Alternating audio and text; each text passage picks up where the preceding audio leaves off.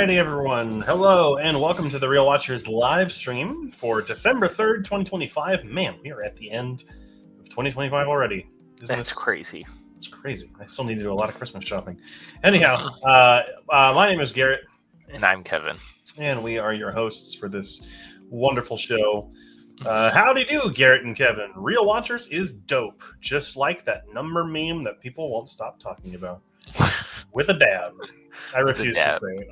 I say it. I don't care if that makes me part of the meme. I don't care. But the dab is funny. I like he looks so, I guess it's genderless. They look so concentrated, just like... Yeah, it's really focusing to hit that perfect dab. Exactly. It almost like it hurts. Which, yeah. I'm sure a good dab hurts. But anyhow, Kevin, how you been over the last week? Good. Didn't watch as many movies, but I went to the movie theaters more than I usually do. So yes, we went and saw one together. So we'll talk about that first today, I think, when it comes to the movie reviews section. But that is really it. As for me, nothing really new. Just kind of continuing on. Final papers due this week for this class, and then I'm done for the year. And then I only have 3 more classes. So nice. Going by quick. Yeah, it is. Say it. I made it rhyme. Oh, I can do it. Howdy do, Garrett and Kevin. Real Watchers is dope, just like 6'7". There you go. I'll say it for you. There you go. But let's go ahead and dive into the stories this week, because we don't have that much to talk about. We got some cool stuff to talk about, though. Up first, Avatar: Fire and Ash had its premiere last night, and the reactions are extremely positive. I mean, the reactions are always positive when the Avatar movies premiere. This isn't anything new. I've been watching a couple of people's, because you can't post reviews yet. The embargo is still up. But you can post like out of theater reactions. And there are some popular YouTube critics who have been like, oh, here's my quick out of the theater reaction. It's not a review. You know, they have to make that legally distinct, even though it is basically just an off-the-cuff review, but whatever. A lot of people are saying that, like, if you're not a fan of the Avatar movies, this is not going to win you over by any means, but a lot of people are saying that it is kind of the best one yet, which I'm hoping so, just because I like the inclusion of the evil Na'vi, and I think that it'll hopefully be a little bit different. It is the longest of them, too, so far. It's like 3 hours and 15 minutes. Which I am not looking forward to sitting in the theater for that long. Hopefully I can just go with a recliner. But and then we need to see, isn't there a website where it's like where to use the restroom? Like, something like that. Yeah, I need that pulled up if I go too. Yeah, okay, I'll go now. But honestly, I think, Kevin, you and I should go see this together purely because the Avengers Doomsday trailer will be in front of it. I mean, we have Regal Unlimited. We'll just go for free. Get the ticket, and then you just watch that trailer, and you go to a different movie. We're gonna watch it anyway. Like, it's not that big of a deal. Anyhow, but I mean, like, this isn't surprising. But I mean, it's good to see that a lot of people are saying that it's good. I mean, I always go into these movies hoping they're going to be better than the last one. Which I mean, 2 was better than the first one. I think 2 was better than the first one. So maybe it'll get better. Yeah, maybe. But next up, Paranormal Activity is getting a reboot with oh my gosh, James Wan's producing, with James Wan producing. Okay, sorry, I don't know what my brain stroked out there. Cool. I mean, I'm always down for Paranormal Activity. First one's always going to be the best one, I feel like, out of all of them. But I want to see what James Wan does a little spin on a class. I mean, I would say he's not making it, but he is producing it, so he's going to have some sort of hand in it. But we'll have yet to see. But you're excited. What? You're excited for about the next one? I mean, yeah, I think so. Batman Part 2 has added Scarlett Johansson to the cast. Cool. I mean, we have no idea who she's playing. A lot of the rumor mills are circulating saying that she may play like Vicky Vale or like one of the reporter type characters. But also some people are saying that she could play the character who is also Phantasm, and if they're doing a Mask of the Phantasm live action version, which I think would be great. That would be really cool, actually, if they do a live action Mask of the Phantasm. Would be very excited to see that. So, but I mean, she's a very talented actress. I think everyone forgets that. And she's just kind of clearly in her era where she just wants to do movies that are fun. So I don't care. I like seeing her. I mean, I meant like in movies, not like it's okay. It's okay. Next up, a new live-action CGI hybrid TMNT movie will release in November 2028, as well as a Sonic event film is coming into December 2028. Cool. I don't know if we need another TMNT movie. There's like 20 of them out there, I feel like. Yeah, and I forgot to actually mention this last week, I believe, but they canceled the R-rated Teenage Mutant Ninja Turtles Last Ronin movie so they can make this instead. No, the Last Ronin would have been so good. I feel like because that's a very popular graphic, very popular novel. comic. Yeah, yeah. So yeah, very much so. And what is up with this Sonic event? What is that? All we know is that it's a Sonic Universe event movie. It's a Fortnite event. That's what it'll probably be like an Avengers type movie, but with Sonic characters. So, okay. Which I mean, the movies have been very successful. So I mean, hey, all power to them. That's true. Alrighty, next up, I'm very excited about this. Justin Lin, who is the director of a lot of the Fast and Furious movies, who had left the most recent Fast and Furious movie, is going to be doing the feature film adaptation of Helldivers for Sony. Which, I mean, he's got the bombastic nature already down from doing the Fast and Furious movies. So I haven't seen any of his other movies except for Fast and Furious stuff, if he has any. So I'm excited for a Helldivers movie just in general. I know it's going to be darkly funny. It's going to be a satire of, authoritarian states. It's going to be great. And I think we're getting this around the same time as we're getting a new Starship Troopers movie. So that will be kind of interesting. But very excited for this. Very, very excited. So, unfortunately, he did Space Jam: A New Legacy, and then he did Star Trek Beyond. Did he? On the other two. No, he didn't do... No, there's no way he did Space Jam. That's what it says. Or the internet's lying, and the internet never lies to us. That's not true. No, New Legacy was done by Malcolm D. Lee. Oh, why is he on here then? I have no idea. I blame Google. I want to check it. No, he's done. Oh, he did Tokyo Drift, Fast 5, Fast and Furious 4, Fast and Furious 6, F9, Star Trek Beyond. So yeah, he's done. He's also doing the Berserker movie for Netflix with Keanu Reeves. So there is that. Okay. But anyhow, moving right along. Awesome news here.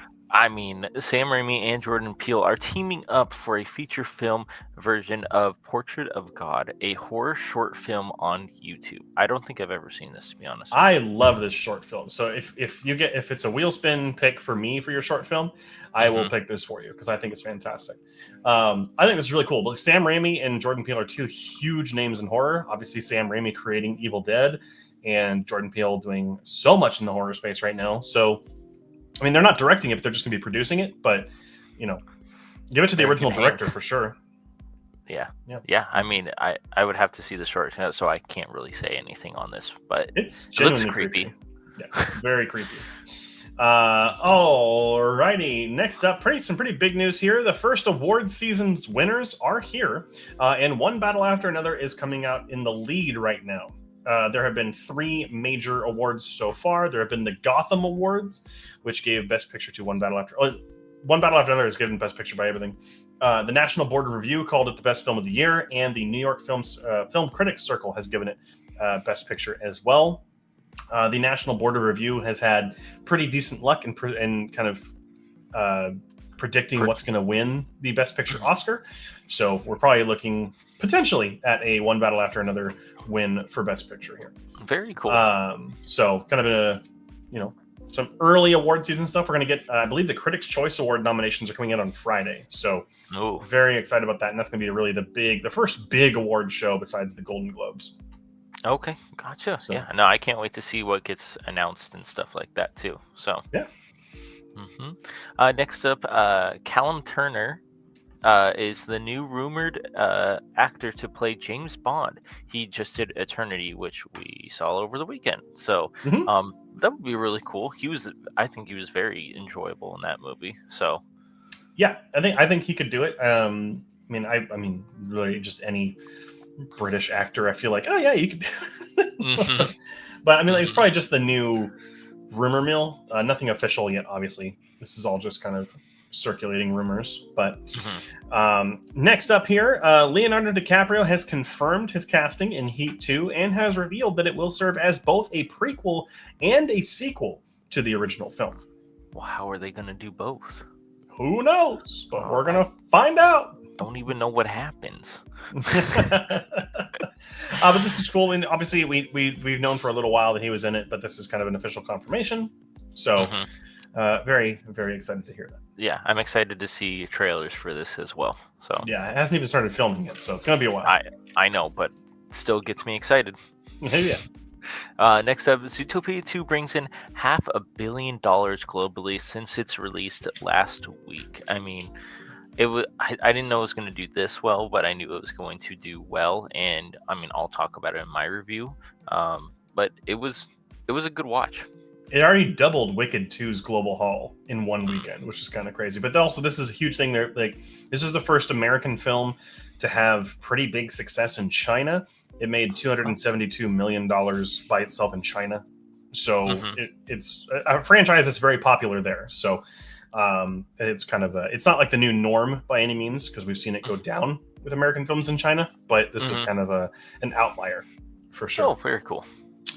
Lastly, I'll talk about this a little bit later, but 2,000 Meters to Andrivka is now available to stream on YouTube via PBS. 2,000 Meters to Andrivka is a brand new documentary about the war in Ukraine from the same director and team that did 20 Days in Mariupol, which was the Oscar-winning documentary about the Ukraine war 2 years ago.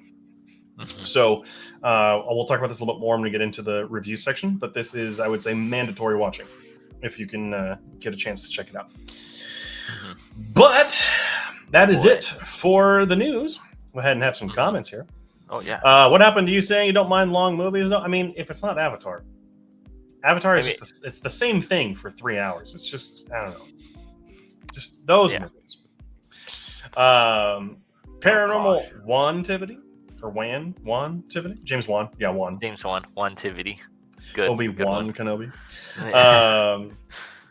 Heat 2 being both is a sequel and prequel is risky considering how long ago Heat was released. Yeah, I mean, does that mean we're going to get young versions of Robert De Niro and Al Pacino, or are we going to even see them at all? Who knows? I mean, we'll have to wait and see what that means, that it's a prequel and a sequel. Yeah. So, alrighty. But that's going to bring us up to the next part, which is going to be the trailers that came out this week. Kevin, what stood out to you? A lot, actually. Obsession got a little teaser trailer, which looks really interesting. Sleepwalker looks eerily scary, I feel like. Mother Mary is another, it's an A24 movie that looks very interesting. And then Ready or Not, Here I Come looks like a lot of fun with gore and violence in it. So, and I mean, Return to Silent Hill looks creepy as hell. Yeah, I mean, it's also, I mean, the director who's making that is a huge fan of the games and wanted to do a more faithful one, so hopefully it is more faithful. For me, I mean, 28 Years Later, The Bone Temple, I mean, after 28 Years Later kind of shocked me as the best movie in the franchise. I'm excited to see where the story goes from there, and I think it looks gorgeous. And then, yeah, Mother Mary, I mean, I love David Lowery, who did The Green Knight, and it's going to be another really wild movie. Apparently, And Anne Hathaway in it. I haven't seen her in a lot of movies coming up, so it'd be interesting to she's see. got quite a few coming out this year. She'll be in Odyssey later this year. She'll be in this and quite a few others. Devil Wears Prada 2 also. But yeah, besides those, nothing really stood out to me this week. But you know what? I didn't even look. I looked up Shelter and saw Jason Statham. Didn't even click on the trailer. Good. So, good. Yep. He's quickly becoming the new Liam Neeson, where he's just in like throwaway action movies that appeal to the, the dads in the audience.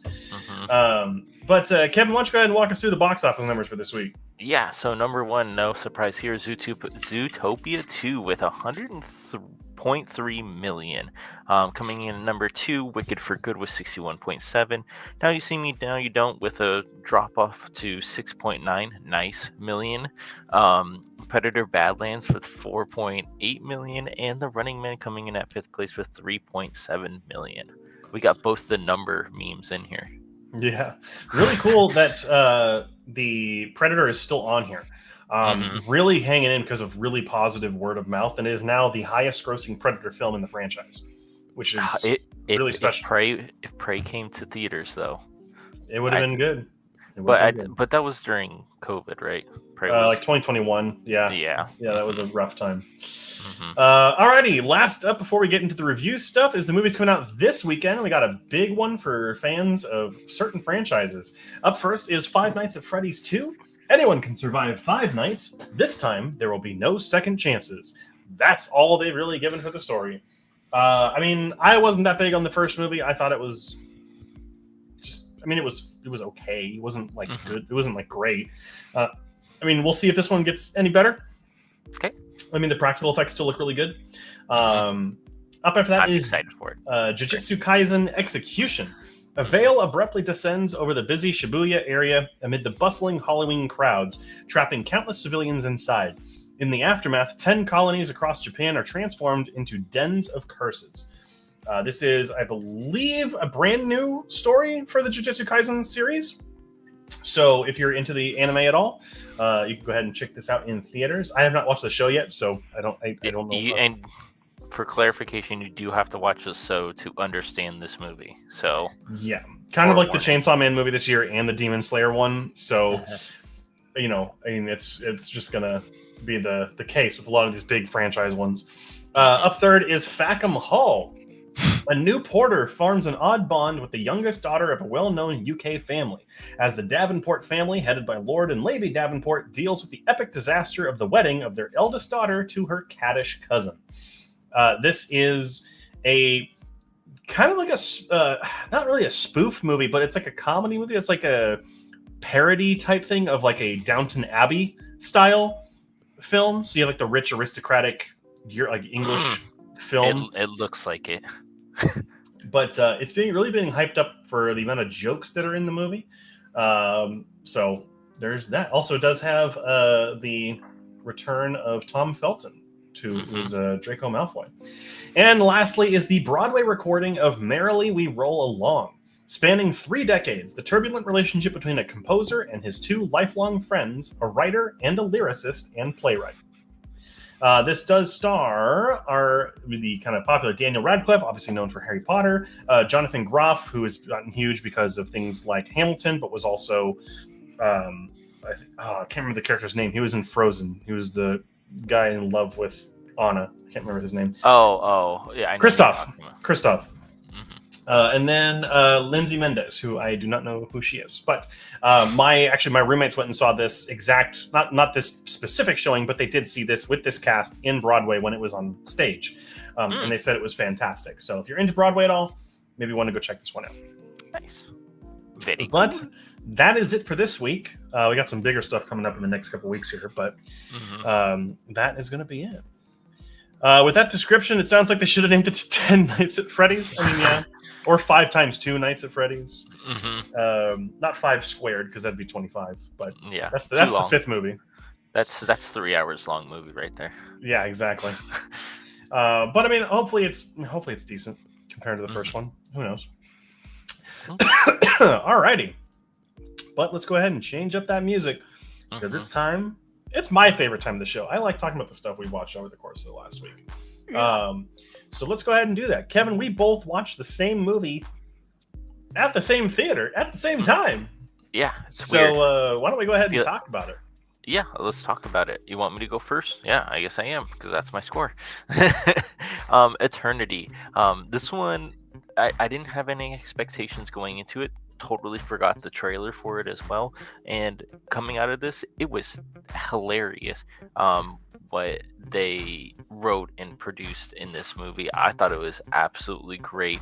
How there's different eternities that they get into, and that you can stay there forever because they pass away, and this is where you get to find which eternity you want to spend the rest of your life with.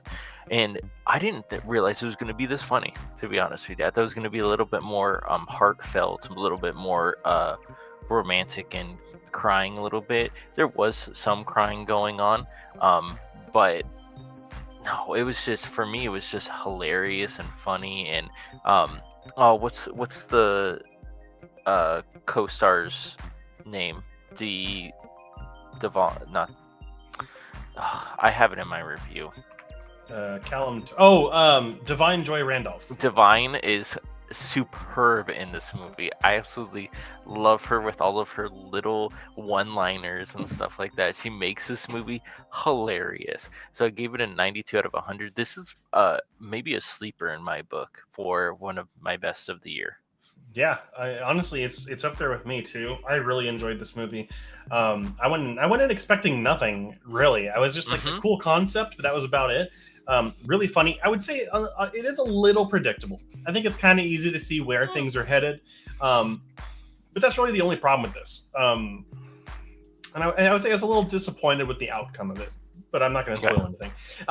But the comedy is what really makes this movie. It is surprisingly funny. You and I were cracking up. I think this is the most I've laughed in the theater, or hardest I've laughed in the theater since Naked Gun, which is a good feeling. A lot of that comes from just the various situations that are in the junction, which is like while you're waiting to pick your afterlife. Divine Joy Randolph, heart of the movie. I want her in my life as this character. Also, just in the main three, Olsen, Teller, and Turner are all very, very good here. With Miles Teller and Elizabeth Olsen in particular, like really feeling like they are themselves, or like they are their older selves younger, which is really fun. Yeah. Beautifully done. Like the part where they find where they just want to sit there and do squats because they can actually bend their knees again. Oh my gosh. Like, and how it feels better than like an orgasm is hilarious. So funny. But no, it's a poignant, funny movie. I did tear up during this movie. It was definitely a little bit of a tearjerker at parts, but just given the concept of kind of moving on and having your loved one kind of, be there. So I feel like our parents would absolutely adore this movie. Yeah, I would say so. Yeah, 100%. I would say so. Alrighty. So, Kevin, you have one movie this week. Besides I had two, but yeah, yes, two. I only had one. 1, 2, 3, 4, 5, 6, 7, 8. Where I really moved this out of order, didn't I? Holy moly! Sorry, all my movies got out of order. Alrighty, let's go ahead. I have 1, 2, 3, 4, 5, 6, 7, 8. So I'll do 4. You do 1, then I'll do 4. Yep, sounds good. I finishing up my Turkey Toon Fest from last month on Thanksgiving. I watched The Secret Life of Pets, which is funny because I actually forgot that I bought this movie at like a thrift store. So that was a fun little surprise. I think this movie was cute enough, but like it still has the Illumination studio factor to it. Like it doesn't quite feel made for all the right reasons. Or like but I feel like it's trying to appeal to not everyone in the room. Like it's just trying to appeal to children without really it's not a Pixar movie. If this was a Pixar movie, it'd be a little bit different. It'd appeal to everyone. This one just kind of I don't know. It didn't there was just some kind of air about it. But it's also kind of formulaic. I mean, you as soon as it goes into motion, you know exactly how it's going to end. It doesn't deviate from that formula. It doesn't really do anything special. I don't know why my score isn't lower, though. It's harmless. It's got a few funny moments. It's not the steaming pile of brain rot garbage like the Despicable Me movies have become and the Minion stuff is. This one actually has a plot that's it's linear, it's consistent, and it kind of fits that mold. The cast is also a pretty strong part here. I think Louis C.K. does a great job as the main character. Jenny Slate is also pretty funny as the little puffy white dog. I thought she was hysterical. I will say that what's his name? Oh my gosh, Kevin Hart was annoying in this movie. Oh, the bunny, the little bunny. But I feel like in another time, I feel like if this was made in the 80s, I feel like Duke, the main character, would have been played by, or no, Duke.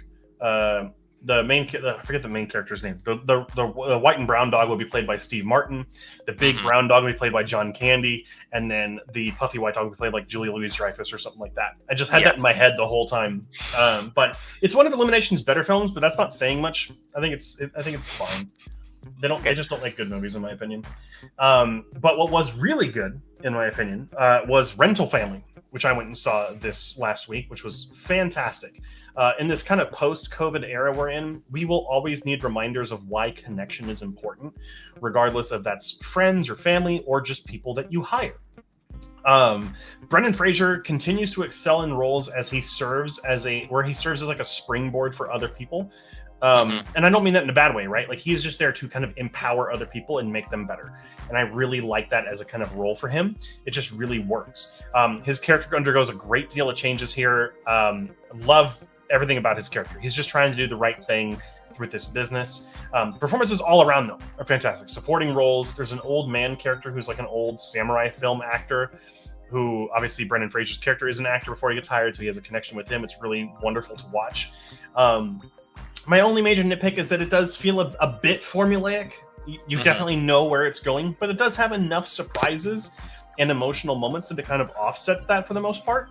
I think there is definitely... The ending of this was not what I was expecting. I didn't expect it to kind of go in really this kind of positive direction, which I really loved. I think perhaps seeing more of like Philip's failed acting jobs would have been good. There's some side stories that didn't get enough attention, I think. Some of them just kind of feel abandoned, which is kind of odd. But Hikari, who's the director of this movie, directs the hell out of it. She does an incredible job. It's really good looking. And I love that it's like, this is made by someone who is Japanese. It's got a primarily Japanese cast, and it's not exoticizing them. It's not like, ooh, look how crazy Japan is. Like, no, everything's like normal. And like Brendan Fraser's not really a fish out of water because he's been there. Like he's been there for 7 years in the movie. So like the only thing that's really out of water about him is that he's like 6 feet tall, right? Like he's speaking Japanese. He speaks Japanese like maybe 40% of the time, maybe 50. He actually learned Japanese to do this, which it really shows. He put a lot of effort into this, and the whole film did, and it's just wonderful. It touches your heart. It was a really kind of nice movie in that regard, so really enjoyed it. All right, 2 more. All right, before we get to Kevin. I'll just be off camera really quick. I just forgot something on my bed.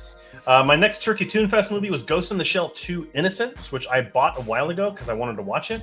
I didn't really know this film existed until I watched the original and then found out that this had a sequel. And then also my favorite band, Health, did a music video for their song Free to Die, which used a lot of footage from this, which is really cool. So wanted to check it out.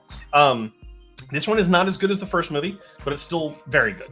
The first explored themes of struggling to feel human in this kind of rapidly progressed kind of tech society. Innocence focuses a little bit more on action as opposed to thoughtfulness.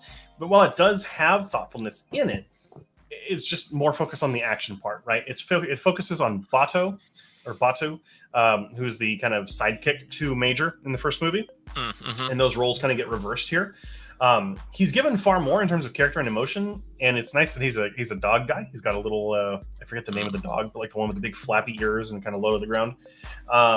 But the mystery is also genuinely interesting this time. The detective side was a little bit more engaging this time. In the first movie, it was more like sci-fi philosophy. This one was more like a detective story.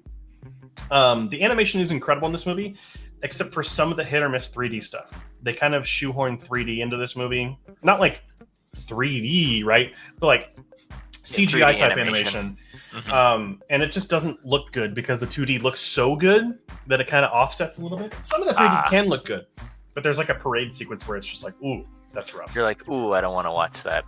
Yeah, it's really good. And I'm glad I bought this before watching it because I plan to do like double features of both of these at some point because they really do connect up. So, but very good. And last one before we get to Kevin's is Madagascar. And honestly, this movie is not as good as I remember. I'll start with the animation. It's really rough. Even for the time it came out, it didn't look good compared to other movies at the time. Yeah. It looked really plasticky and like really jerky movements that I didn't like. Another item I'm not a fan of is the cast. I mean, Chris Rock is straight up annoying as always. Ben Stiller is just an odd pick for this film. David Schwimmer is just himself. And Jada Pinkett Smith is here before the slap. It's kind of weird that Chris Rock and Jada Pinkett Smith were in this movie together, and then all these years later, Will Smith slapped him. But I would say the only member of the cast that's awesome is Sacha Baron Cohen, who plays King Julian. Julian's an icon. Let's be real. The Penguins are also great. They're always great. The story just isn't that interesting. You kind of know where everything's going. Like, it's not really original in any way. The only thing that makes this film kind of stand out in any way is like the humor it tries to go for. But I wouldn't even say it's that funny. I would say this movie's kind of boring. And I just don't like any of the characters. It has moments. There's enough fun to be had with the characters, some of the side characters and their shenanigans. It's not like the worst movie in the world, but I just don't like it as much as other movies that have come out around that time. This is DreamWorks too, correct? It is DreamWorks, yeah. Yeah, so It's okay though. Yeah. My next movie up is Zootopia 2. This was a delightful surprise. I didn't think going into this movie, we know that sequels aren't necessarily going to beat out the originals, and I don't think this one did for me either. But it was very close, and I like when sequels are very close to the originals. I love the story that it was telling with where the reptiles went, because in Zootopia 2 you don't see reptiles at all in there, and that shocked me that I didn't notice that when I was watching Zootopia for the first time.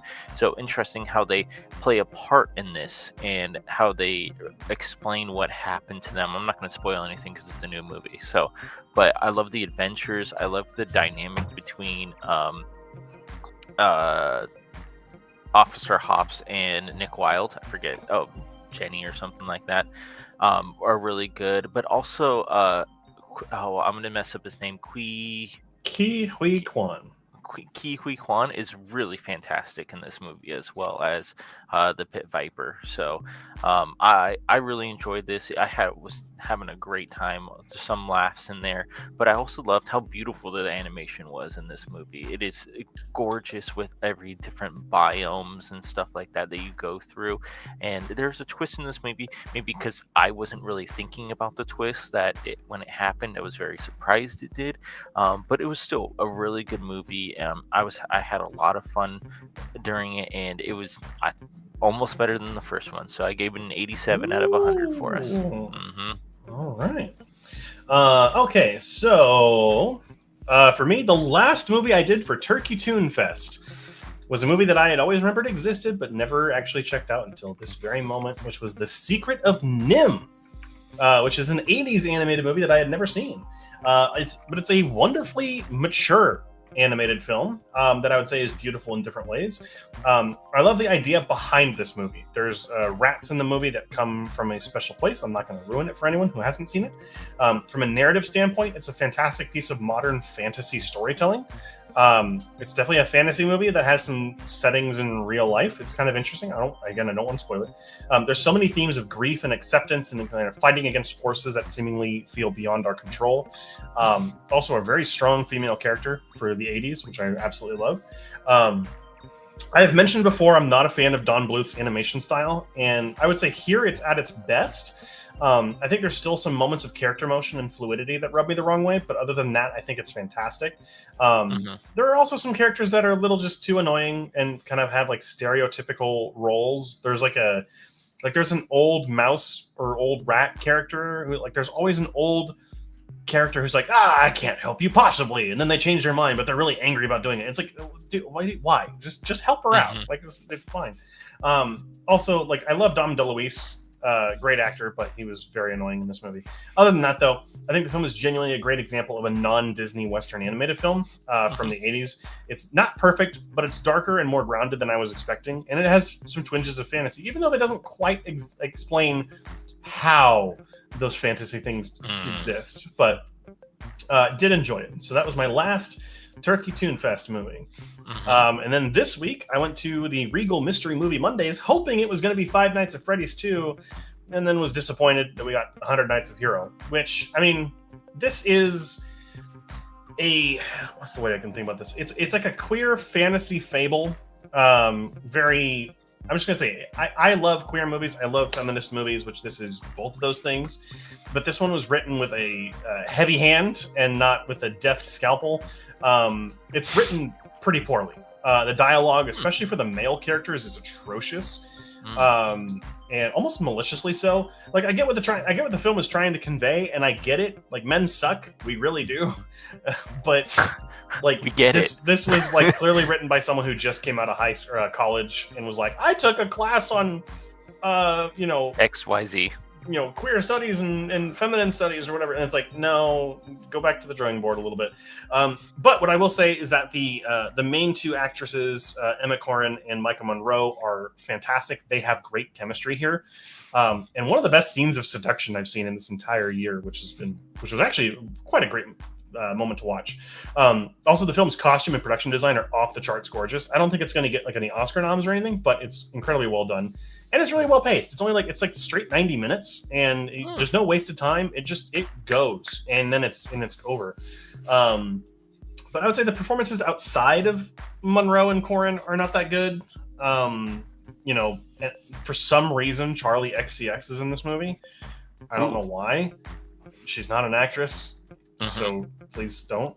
But it's a disappointing film. And while I agree with and I champion queer and feminist stories and movies, I love them. But this just was not the way to go. This was like very amateur, if anything. So gotcha. Narratively hollow is what I would say. And then moving on.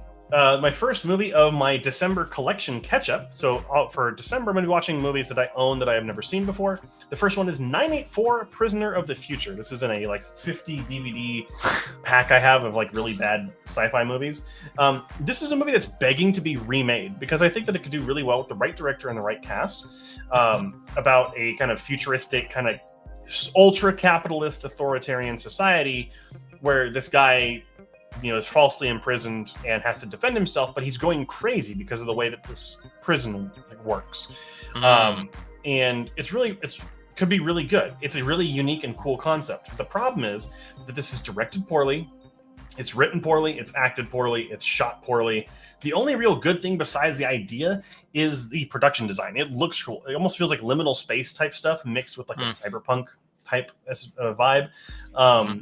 But one of its biggest problems is the second act. When this movie's second act hits, it's like you hit all the brakes and you fly out the window of the car. It just stops. It is annoying. You almost get whiplash. And I would say from that point on till the very end, it is a boring. And then the last 2 minutes is holy shit. And then it's over. And you're like, well, okay, that was an emotional roller coaster. You're like, where was this 10 minutes ago? Yeah, where was this the whole movie? It's not good, but there were enough surprises. It's okay enough for me to recommend, but it's still not good at all. 20 out of 100. It's a bad movie. On the other end of the scale is a movie that everyone should watch, which is 2,000 Meters to Andreevka, which I've already we talked about in the news section. It's weird to watch this because 2 years ago we had 20 Days in Mariupol, which was the journalists in Mariupol as the Russian invasion of Ukraine began. And you could see the Russians going through the streets. There's a part where actually you can see the tank move its turret up towards their window and hover for a moment before moving on. Incredibly scary sequence. This one, that movie was far focused on civilians and trying to withstand what was going on. We saw a lot of the war crimes that Russia is committing. But here with Andreevka, this is more focused on soldiers. And so you get real footage from the 2,000 meter stretch of forest that leads up to the town of Andreevka that they needed to recapture as a part of the 2023 counteroffensive against Russia. You see it's war footage that is completely uncensored. You see people die. You see blood. You see actual war. But it is important. It's really, I put this in my review, it's really odd to watch this after playing so much Battlefield 6. Because you see how we in I'll say West, but we in America as the kind of dominant media empire trivialize war. And we make it an enjoyment thing. But here it's there are horror movies that don't scare me as much as the kind of sequences in this do. Right? None of us are going to be able to function at any high capacity if we were in this very situation. And a lot of these guys are not professional soldiers. This one mostly follows volunteers who are out there fighting, and they're doing their best. Don't get me wrong, but every time you get to an interview, you're talking to this person yeah, when I get back, I can't wait to finish school and then get married or whatever. And then the narration's 5 months later he died, and you're like, God damn it! It's just that constant toll of we should not be fighting each other. I would say this is mandatory. Please watch this, even if you can't put up with the violence. You owe it to yourself to remind yourself that this is happening, and it's a huge issue. I plan on watching, and it's not that it's similar at all, but there's the documentary No Other Land, which came out last year, which it's a documentary made by Palestinians and Israelis about the same thing. So hopefully that'll be just as good as I hear. It's incredible. But highly recommend 2,000 Meters to Andreevka, and it is free to watch on YouTube through PBS. So please watch it if you can. Not just you, Kevin. Everyone. Not just me. Alrighty. Yeah. Sorry for rambling on. Let's go ahead and we have some comments, and then we'll get to the things here. Oh shoot! December 10th is the 43rd anniversary of Airplane 2. Okay. Cool. I don't know what that other one means. All right. Cool. All right, Kevin. Let's go ahead and get into the wheel spin stuff. Let's do your short first that I picked for you. Yeah, my short. Very hard to watch, I feel like, is this short. Because it deals with real life situations about a real crime that happened not too long ago, too, that I didn't even know happened. So, and that's the worst part because it's not talked about enough. But this is a fantastic kind of body cam footage, surveillance cam, like real life footage that the news doesn't want you to see kind of a situation. Felt really weird watching it without any like newscasters talking over it or anything like that. It's just pure raw footage of everything. And I just walking away from it, it's a great short, but I don't know how I feel about it because there's two different sides to the coin on this one. And there can be people say that the cop did what he was supposed to do, or the cop was wrong in what he did, and I can see how both sides can play a part in it. And I like how in the documentary it doesn't give you a this is what needs to happen or something like that. It just ends, and you're like, it kind of makes you think about, well, how would you explain the situation or anything like that. And it's just it's a hard watch because it happened to an actual person. And it was just, I didn't really write anything in my review because it was just more questions than answers that I got out of it. But it was fantastic. It was a 92 out of 100 for me. Yeah, it does a good job of presenting you with just the facts and no like conjecture. So you are kind of forced to make up like, you know, your mind of what happened. But it does deal, for those of you who don't know, it deals with the shooting of an unarmed black man by police, which is an unfortunate, way too common occurrence in this country. But we rarely get footage this clear that shows that it's just clearly murder, and this cop got away with it, and he is still working. You can actually you can check the website with his complaints against him, and he is still active. So that's crazy. Yep, it's very angering. It's definitely, you walk away with this a little angry. Well, I got more questions than anything too than it, and that's what I think I really enjoyed about this short. Yeah, and it's not just like talking heads being like, well, you know, this is what could have happened, or this is why it's bad. It's like, no, you were making up your own mind, which is really nice. All right, my short this week, quite different, was a Looney Tunes short called The Wacky Rabbit. This was not the one I was thinking of when I said this is one of my favorites. It's a different one. But I really like this one. It's fun with the classic obese Elmer, which is probably my preferred Elmer, if I had to say so. The Wacky Rabbit's a good time. I would say it's definitely, you know, not the most memorable one in the world, but the whole gag where like Bugs is wearing the cow skull a lot of the time, it works. It's pretty fun.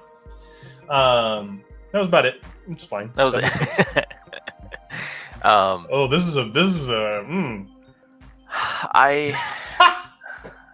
I did not like this movie, and I said in my review, it looks like he loves to make films or wanted to make a film that was good, but just don't blatantly rip stuff off of Star Wars, pretty much. And the other thing is, oh my gosh, the fight scenes in this were cut like copy paste, was like one after the other, and it was like, oh my gosh, it needs to like calm down. Like I never got a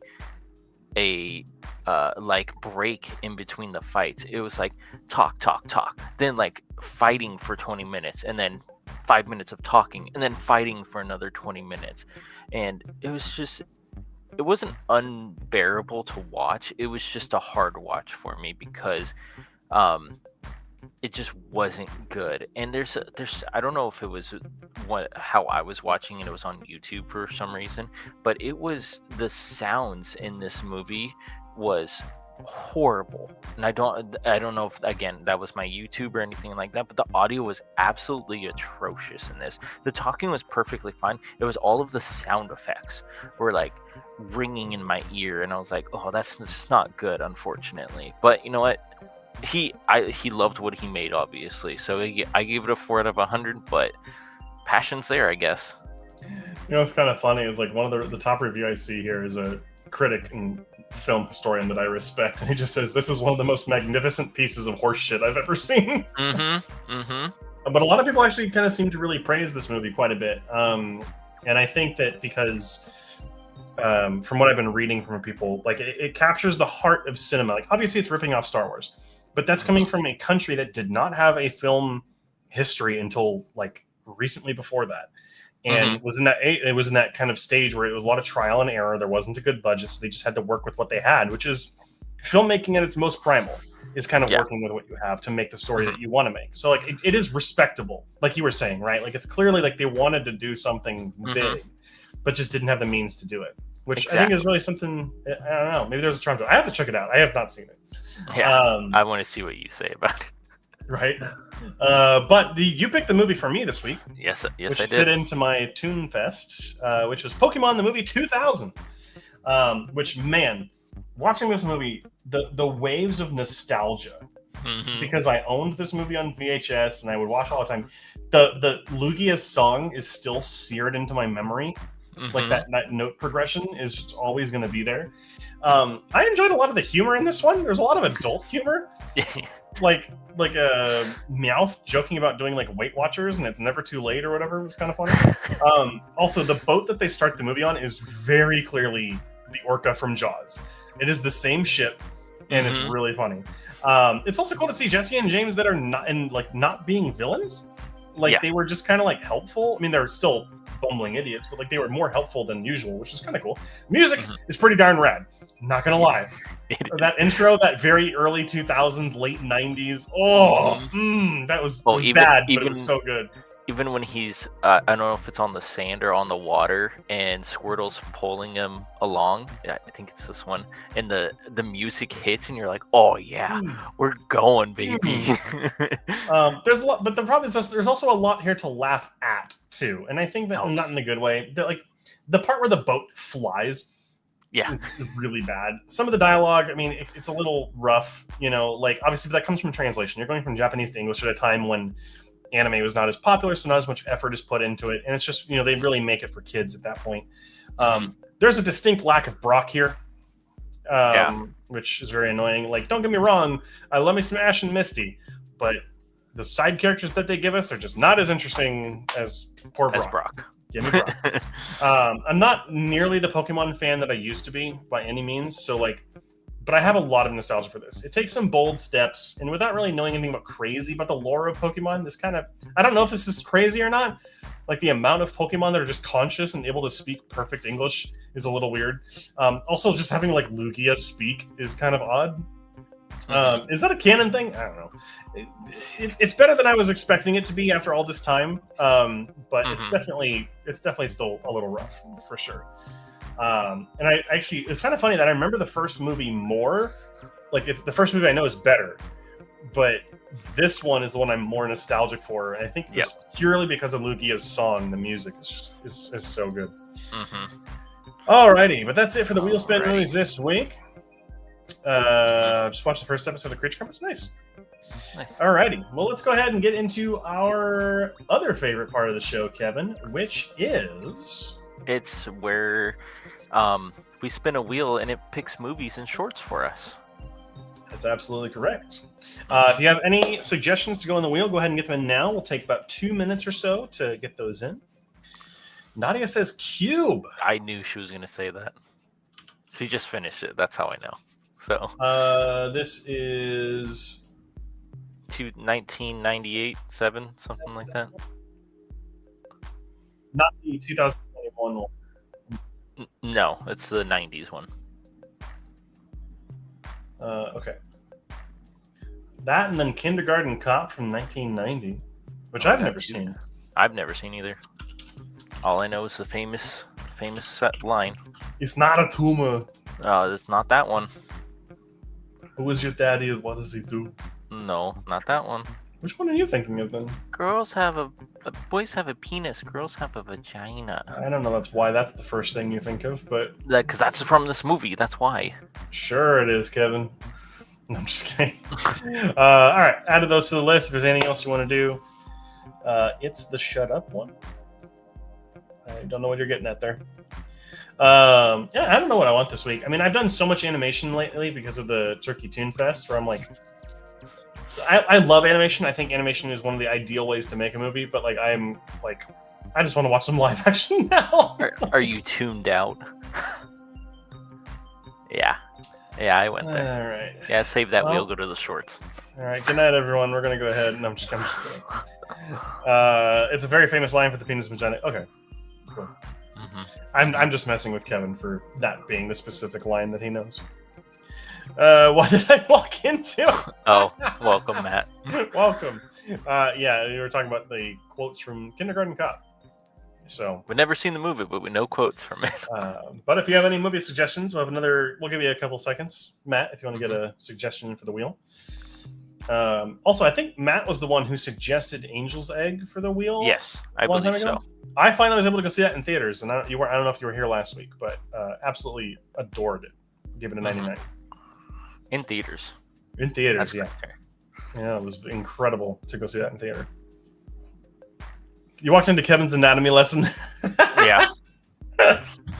Yeah, this turns out all the money that Kevin's been spending on classes for his medical stuff is just to learn that. Just that. Yeah. And after you're done with the lesson, you're just like, oh, of course. So that's what I have. So that's what's down there. Oh! Alrighty. Cool. Let's go ahead and kind of get underway with this. We'll go ahead and we'll save this real quick just to make sure. And we'll go to the Wheel of Shorts. Kevin, let's get you a short. Yes. I gotta have a movie ready for you. I gotta have a short. Oh. But Kevin's short is The Unruly Hair.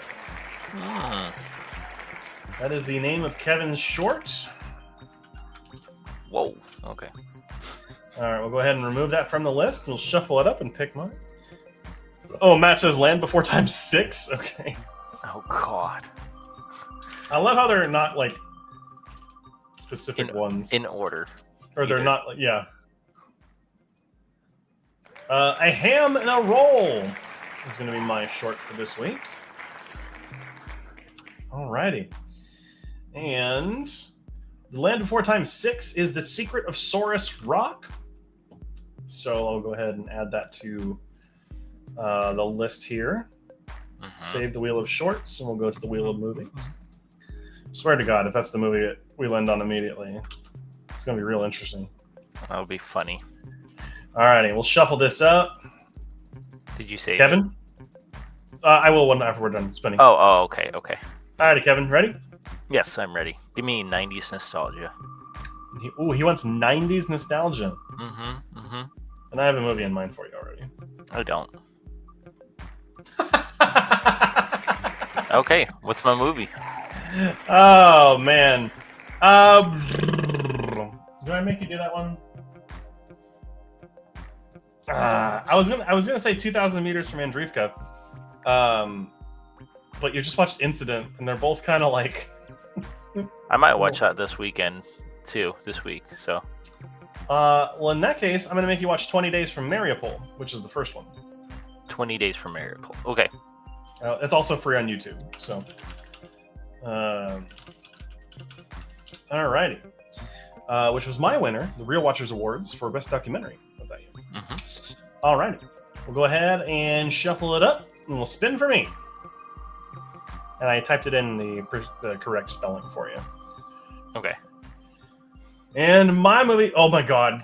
Well... I don't fucking have a movie. What's on your shelf? I mean, there's a lot of stuff on my shelf, Kevin. There's almost too much to count. There's too much to count. Let me see. I got you. To help you out with our awards season coming up here. Fucking A. What are the odds? I don't even know at this point. Yeah, I don't know. You're going to... Oh, you're going to watch The Conjuring Last Rites. There you go. Okay. Mm-hmm. Hey, it's a 2025 movie. That's what I wanted to do for you. So. Hey, it's fair for the 2025 stuff. Yep, exactly. Alrighty.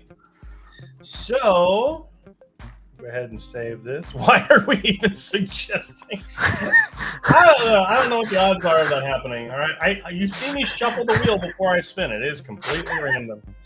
Yes, I love that meme. Or that not meme, the image. Alrighty, so Kevin will be watching the short, The Unruly Hair, which I believe is a Looney Tunes short, and then we'll be watching the Ukraine war documentary, 20 Days in Mariupol, two very similar things. I will be watching the short, A Ham and a Roll, and then The Conjuring, Last Rites, which is the newest Conjuring movie. But the last one. Yes, it's the last one. Well, hopefully. But that's going to be it for tonight, everyone. Thank you so much for joining us. Next week, might have to change things up a little bit. It might just be me and myself, just depending on Kevin's work. We'll see. If you find just me on Wednesday, that would be why. But of course, I'll still go over the movies that Kevin reviewed and kind of, we'll be good to go, and I'll spin for him. But yeah, that's going to be it for this week, everyone. We do have a brand new movie club episode coming out this Friday, which is going to be on the classic film noir film, The Maltese Falcon. So we'll be talking about that on Friday. And then that's it. Just be, just know coming up, we have our Real Watchers Awards for 2025 will be coming up soon. So make sure you subscribe to those as well. So as always, thank you so much for watching. And until next time, make sure to keep those eyes on the screen. Have a great night, everyone.